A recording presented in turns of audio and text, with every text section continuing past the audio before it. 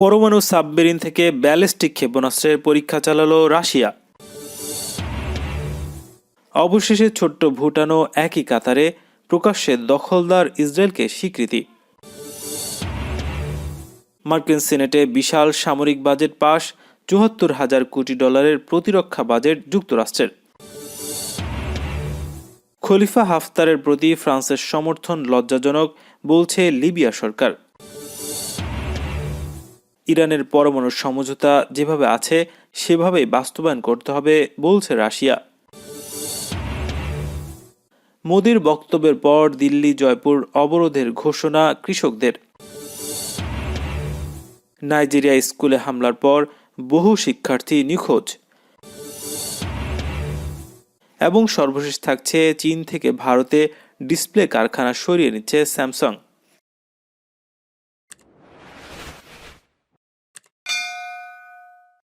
পরমাণু শক্তিচালিত একটি সাবমেরিন থেকে 4টি ব্যালিস্টিক ক্ষেপণাস্ত্রের পরীক্ষা চালিয়েছে রাশিয়া।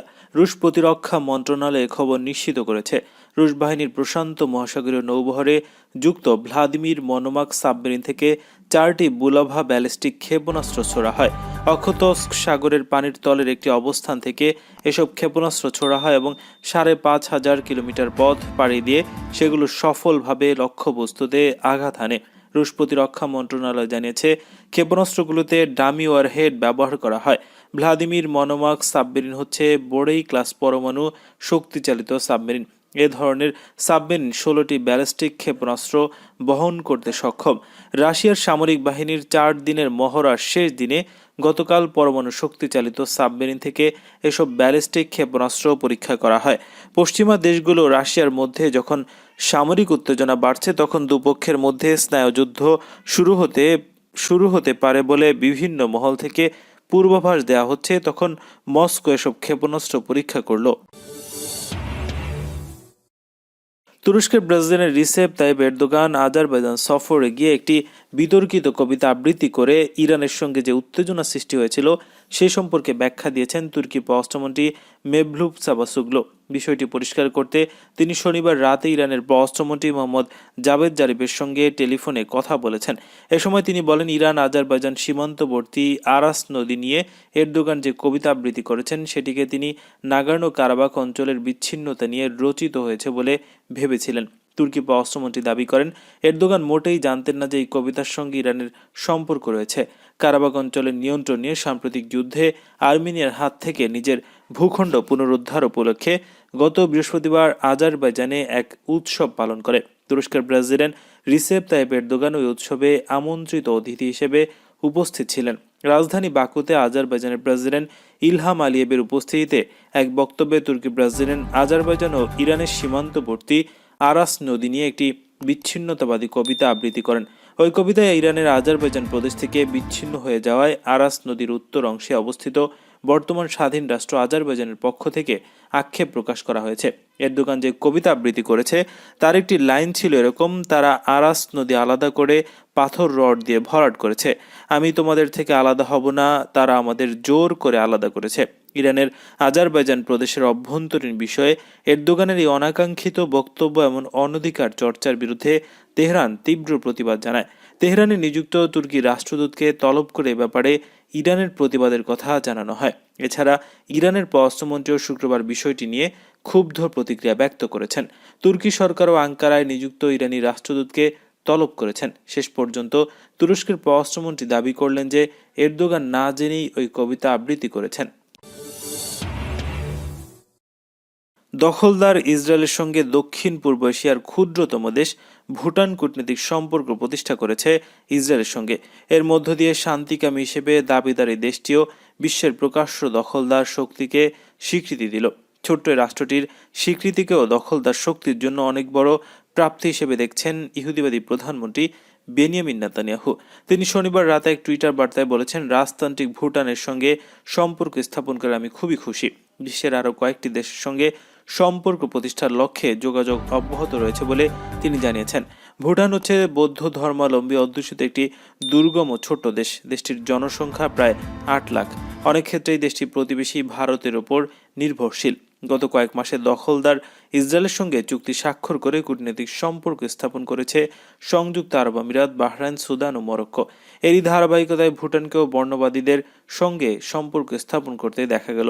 এসবের পেছনে গুরুত্বপূর্ণ ভূমিকা পালন করছেন মার্কিন প্রেসিডেন্ট ডোনাল্ড ট্রাম্প ও তার ইহুদিবাদী জামাতা জ্যারেড কুশনার। এছাড়া সৌদি আরব এক্ষেত্রে সার্বিক সমর্থন ও সহযোগিতা দিচ্ছে বলে জানা গেছে। বিশ্বের সবচেয়ে বেশি ৭৪,১০০ কোটি ডলার ব্যয়ের ২০২১ সালের প্রতিরক্ষা বাজেট পাশ করেছে যুক্তরাষ্ট্র। বিশাল এই বাজেটে সেনাদের বেতন বাড়ানো, নতুন নতুন আধুনিক অস্ত্রের যোগানের নিশ্চয়তা দেওয়া হয়েছে। এছাড়া দক্ষিণ কোরিয়া, জার্মানি, আফগানিস্তান থেকে মার্কিন সেনা সরিয়ে আনার নিয়মও কঠিন করা হয়েছে বিলটিতে। প্রেসিডেন্ট ডোনাল্ড ট্রাম্প এই বিলটি আটকে দেওয়ার জন্য সিনেটের রিপাবলিকান সদস্যদের অনুরোধও করেছিলেন। এমনকি সেটি করা না হলে তিনি বিলটিতে ভেটো দেবেন বলেও হুমকি দিয়েছেন। কিন্তু তার হুমকি এবং আপত্তি উপেক্ষা করেই মার্কিন কংগ্রেস ৮৪-১৩ ভোটে বিলটি পাশ করল। বিপুল সংখ্যক সদস্যের ভোটে বিলটি পাশ হওয়ায় ট্রাম্পের ভেটো প্রয়োগেরও সুযোগ নেই। রিপাবলিকান সেনেটররা নিজেদের বিদায়ী প্রেসিডেন্ট ট্রাম্পের প্রতি আনুগত্য দেখাবেন নাকি দেশের ভেতরে ও বাইরে মার্কিন নিরাপত্তার বিষয়ে জোর দেবেন তা নিয়ে আশঙ্কা ছিল। কিন্তু শেষ পর্যন্ত ডেমোক্রেটিক এবং রিপাবলিকান সেনেটররা অনেকটা মিলেমিশে ভোট দিয়ে পাশ করলেন প্রতিরক্ষা বাজেট। এই বিলটি যেমন আফগানিস্তান, দক্ষিণ কোরিয়া, জার্মানি থেকে সেনা প্রত্যাহারে ট্রাম্পের ক্ষমতা খর্ব করেছে, তেমনি এর মাধ্যমে পরবর্তী প্রেসিডেন্ট জো বাইডেনের বহির্বিশ্বে মার্কিন সামরিক তৎপরতা জোরদারের সুযোগ দিচ্ছে। বিলটিতে ২০২১ সালে বিদেশে সামরিক তৎপরতার জন্য ৬,৯০০ কোটি ডলার বাজেট রাখা হয়েছে। প্রতিরক্ষা বাজেটে মধ্যপ্রাচ্যের বিভিন্ন ক্ষতিগ্রস্ত দেশের জন্য সামরিক সহায়তা করা হয়েছে। এর মধ্যে আছে দখলদার ইসরায়েলের জন্য ৩,১০০ কোটি ডলারের সামরিক সহায়তা। লিবিয়ার আন্তর্জাতিকভাবে স্বীকৃত সরকারের প্রতিরক্ষা মন্ত্রী সালাউদ্দিন নামুস তার সরকারের বিরুদ্ধে লড়াইরত জেনারেল হাফতারের কথিত ন্যাশনাল আর্মির প্রতি ফ্রান্সের সমর্থন ঘোষণাকে লজ্জাজনক বলে অভিহিত করেছেন। তিনি ফ্রান্সের নিউজ চ্যানেল ফ্রান্স 24-কে দেয়া সাক্ষাৎকারে লিবিয়ার ব্যাপারে প্যারিসের নীতির তীব্র সমালোচনা করে বলেছেন, ফরাসি কর্মকর্তারা খলিফা হাফতারের প্রতি যে সমর্থন জানাচ্ছে তা সত্যিই লজ্জাজনক। লিবিয়া জাতিসংঘ স্বীকৃত সরকারকে বাদ দিয়ে ফ্রান্স বহু বছর ধরে হাফতারকে পৃষ্ঠপোষকতা দিচ্ছে বলেও তিনি অভিযোগ করেছেন। লিবিয়ার জাতীয় ঐক্যমতের সরকারের প্রতিরক্ষা মন্ত্রী বলেন, দেশের চলমান সংকটের রাজনৈতিক সমাধানের ক্ষেত্রে ত্রিপলি বিরোধী পক্ষের সঙ্গে আলোচনা বসতে রাজি আছে। জাতিসংঘ গত ২৩ অক্টোবর ঘোষণা করেছিল, সুইজারল্যান্ডের জেনেভায় লিবিয়ার সংঘর্ষরত দুই পক্ষ যুদ্ধবিরতিতে সম্মত হয়েছে।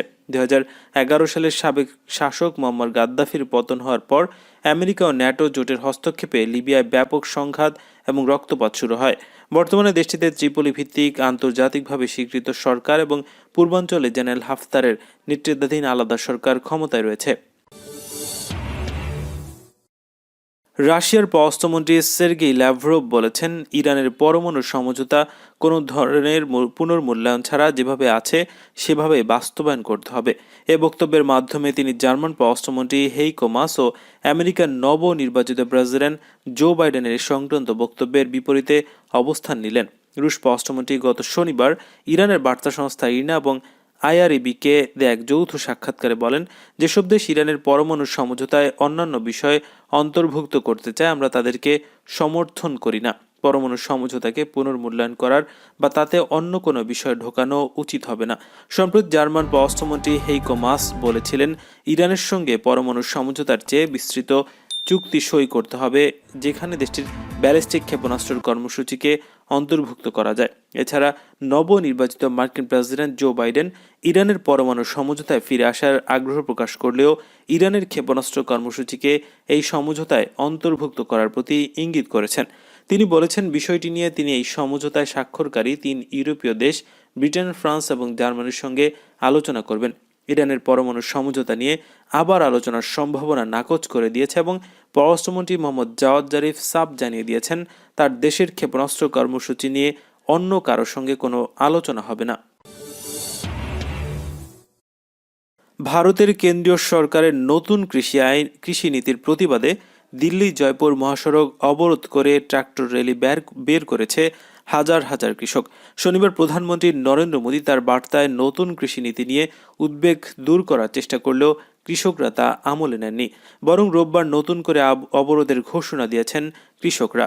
এছাড়া সব জেলা প্রশাসনের সামনেও সোমবার বিক্ষোভ এবং অনশন করবেন তারা। ভারত সরকারের নতুন চালু করা 3টি কৃষি আইনের প্রতিবাদে দিল্লি ঘেরাও কর্মসূচি পালন করছে দেশটির লাখ লাখ কৃষক। আন্দোলনরত কৃষকদের সঙ্গে সমঝোতা করতে মঙ্গলবার সন্ধ্যায় সরাসরি আলোচনায় বসেন ভারতের স্বরাষ্ট্রমন্ত্রী অমিত শাহ। তবে এরপরও কোনো সমাধান সূত্র বের হয়নি। শনিবার ভারতের চেম্বার অব কমার্স অ্যান্ড ইন্ডাস্ট্রির 93তম বার্ষিক কনভেনশনে নরেন্দ্র মোদী দাবি করেন, নতুন প্রবর্তিত কৃষি আইনের ফলে কৃষকদের আয় বাড়বে। ওই আইনের কারণে কৃষি এবং এর সঙ্গে সংশ্লিষ্ট অন্যান্য খাতের মধ্যকার বাধা দূর হবে, কৃষকদের জন্য নতুন বাজার তৈরি হবে, আর তারা নতুন প্রযুক্তি এবং বিনিয়োগ থেকে লাভবান হবেন। নাইজেরিয়ার উত্তর পশ্চিমাঞ্চলের কাতসিনা প্রদেশের একটি মাধ্যমিক স্কুলে সশস্ত্র হামলার পর বহু শিক্ষার্থী নিখোঁজ হয়েছে বলে আশঙ্কা করা হচ্ছে। পুলিশ এবং স্থানীয় 2 ব্যক্তি ব্রিটিশ বার্তা সংস্থা রয়টার্সকে জানিয়েছেন, শুক্রবার রাতে হামলার পর থেকে বহু মানুষ নিখোঁজ রয়েছে, তাদের অপহরণ করা হয়েছে বলে ধারণা করা হচ্ছে। শুক্রবার স্থানীয় সময় রাত 9:30টার দিকে স্বয়ংক্রিয় বন্দুকধারীরা কানকারা জেলার সরকারি বিজ্ঞান মাধ্যমিক স্কুলে ঢুকে পড়ে। পুলিশ পাল্টা গুলি ছুড়ে প্রতিরোধ গড়ে তুললে বেশ কিছু শিক্ষার্থী পালিয়ে যেতে সক্ষম হয় বলে এক বিবৃতিতে জানিয়েছেন পুলিশের মুখপাত্র গ্যাম্বো ইসা। পুলিশ জানিয়েছে, নিখোঁজ বা অপহরণ হয়ে যাওয়া শিক্ষার্থীর সংখ্যা নিরূপণ করতে এবং তাদের সন্ধানে সেনা ও বিমান বাহিনীর সঙ্গে যৌথভাবে কাজ চলছে। তাদের দাবি, বন্দুকধারীদের সঙ্গে গুলি বিনিময়ে কয়েকজন কর্মকর্তা গুলিবিদ্ধ ও আহত হয়। হামলার সময় স্কুলটিতে প্রায় 8 শতাধিক শিক্ষার্থী ছিল। হামলার পর প্রায় অর্ধেক শিক্ষার্থী নিখোঁজ রয়েছে। শনিবার সকালে উৎকণ্ঠিত অভিভাবক এবং নিরাপত্তা কর্মকর্তারা ঘটনাস্থলে পৌঁছলে বিশৃঙ্খল পরিস্থিতি তৈরি হয়। নাইজেরিয়ার প্রেসিডেন্ট মোহাম্মদ বুহারির বাড়ি কাতসিনা প্রদেশে। প্রদেশটিতে নিয়মিতভাবে মুক্তিপণ আদায়ের জন্য অপহরণের ঘটনা ঘটে। এছাড়া দেশটির উত্তর পূর্বাঞ্চলীয় এলাকায় ইসলামপন্থী উগ্রবাদীদের হামলার ঘটনাও বেশ নিয়মিত। চীন থেকে ডিসপ্লের কারখানা সরিয়ে নেওয়ার জল্পনা অনেকদিন ধরে চলছে। এবার সে অনুযায়ী পুরোপুরি প্রস্তুতি শুরু হয়ে গেছে। চীন থেকে ডিসপ্লের কারখানা ভারতে সরিয়ে নিচ্ছে স্যামসাং। উত্তরপ্রদেশে তৈরি হচ্ছে প্রতিষ্ঠানটির নতুন ডিসপ্লে কারখানা। উত্তরপ্রদেশ সরকারের পক্ষ থেকে বলা হয়েছে, নয়ডায় 48.25 বিলিয়ন রুপি খরচ করে ডিসপ্লে কারখানা তৈরি করার জন্য দক্ষিণ কোরিয়ার বহুমাত্রিক প্রযুক্তি প্রতিষ্ঠান স্যামসাংকে তারা সব ধরনের সহযোগিতা করবে। পাশাপাশি আরও জানানো হয়েছে যে ভারতকে একটি উৎপাদন কেন্দ্র হিসেবে তৈরি করতে প্রধানমন্ত্রী নরেন্দ্র মোদীর সংকল্পকে এগিয়ে নিয়ে যাওয়া হবে। এই মুহূর্তে ভারত বিশ্বের 2য় বৃহত্তম স্মার্টফোন মার্কেট, যেখানে পরবর্তীতে আরও উল্লেখযোগ্য হারে বৃদ্ধির সম্ভাবনা রয়েছে। গত কয়েক বছরে এদেশে চীনা স্মার্টফোনের রমরমা ব্যবসা হয়েছে। পূর্ব লাদাখের গালোয়ানে সীমান্তে চীনের আক্রমণে কয়েকজন ভারতীয় জওয়ান নিহত হওয়ার পর ভারতে চীনা পণ্য বয়কটের ডাক উঠলেও এখনও পর্যন্ত ভারতে চীনের একাধিক স্মার্টফোন ব্র্যান্ডের সঙ্গে ব্যবসা করে যাচ্ছে। কিন্তু ভারতে স্যামসাং এর বাজারও খুব একটা খারাপ না।